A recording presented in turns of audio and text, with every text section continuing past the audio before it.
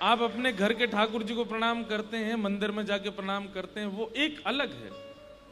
पर हम और कोई नियम नहीं बता रहे हैं, पर एक नियम रोज का रखिए।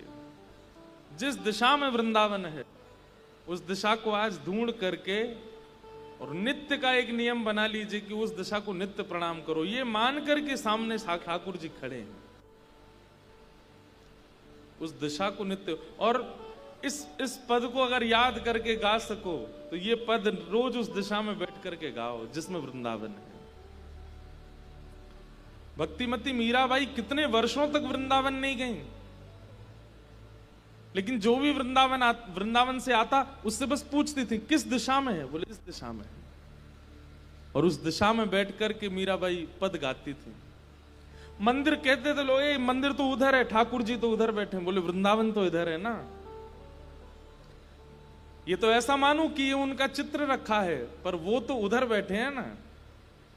और उस दिशा को नित्य प्रणाम करती थी। मीराबाई का ये नियम था कि वृंदावन जिस दिशा में हो उस दिशा को नमन करती, वंदन करती, दंडवत करती। कितने वर्ष तक मीराबाई वृंदावन गई नहीं थी, बहुत वर्षों बाद गई। अद्भुत है मीराबाई का चरित्र।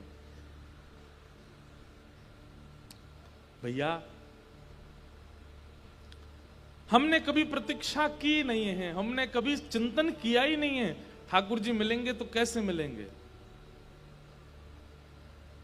मैं कहता हूं कि एक बहुत अच्छी गायिका ने एक भजन गाया था कि राम आएंगे तो अंगना सजाएंगे, राम आएंगे तो दिया जलाएंगे, राम आएंगे तो ये करेंगे। पर अगर प्रैक्टिकली आप सोचेंगे तो ये कुछ भी नहीं कर पाओगे आप। ठाकुर जी आएंगे तो आपको अपनी सुध रहेगी कहां, सुध रहे तो कुछ करोगे ना।